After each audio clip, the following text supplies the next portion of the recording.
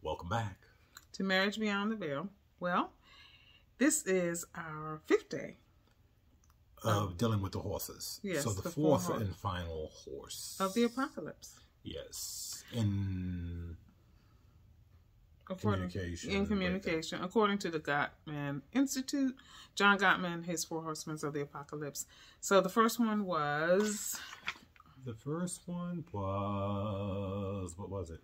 Criticism. And we did that one for 2 days. And then the third one, the second one was contempt. And then yesterday was defensiveness. And today is stonewalling. Delaying, blocking by not answering the questions. Right, exactly. So stonewalling occurs when one just sort of shuts down. And I really would believe, and according to the Gottman Institute as well, this wouldn't be something that would be immediately. This would be something that would be after all the other methods of communication have become, just too overwhelming. Okay. A person just gets. So if someone's constantly yelling at you, or screaming, or somebody's constantly criticizing you, or someone's constantly always, it's never me, it's always you, or whatever have you, eventually you just do this. I'm not the spouse you're looking for. Is that what you're doing? Jedi mind trick? Jedi mind tricks, yeah. And, they don't, it's no communication. So then it's just like, how do I avoid just even having a conversation with you? Well, and it is my belief that when the communication ends, that's the beginning of the end.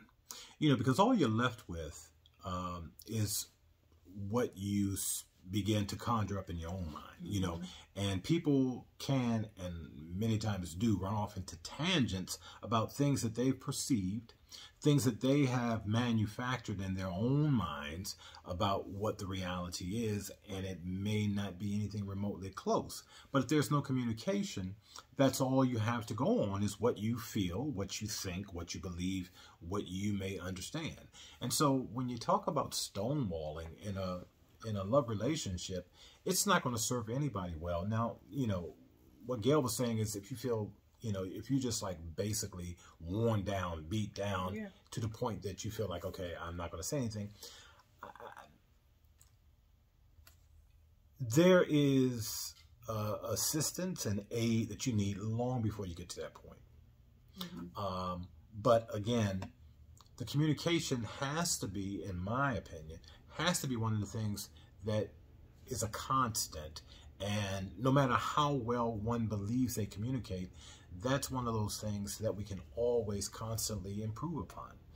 But I would definitely say you want to, at all costs, keep the communication flowing. If someone offends you, if someone disrespects you, if someone irritates you, whatever the case may be, don't attack the person, attack the issue.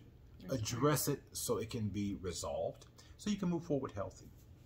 Yeah, because otherwise you end up with, just someone who's just not going to want to talk about it at all. So, they may, every time it's time to have a conversation, then they're going in the other direction.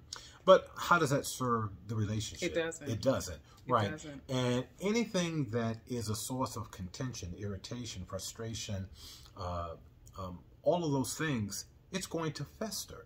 If you don't deal with it, it's going to deal with you. That's right. So definitely. So yeah, that's the one that we do not want to see, because when people say, well, they just won't talk to me at all. Houston, we have a problem. What is it? Boys and Men? We don't even talk anymore. Yeah. When it gets to that point, you're stonewalling, trying to avoid the issues. Get some help. Get some help. But help yourself. Yeah. Help yourself. Talk it out. Yeah. Work it out. That's right. Love it out. Until tomorrow, if the Lord says the same.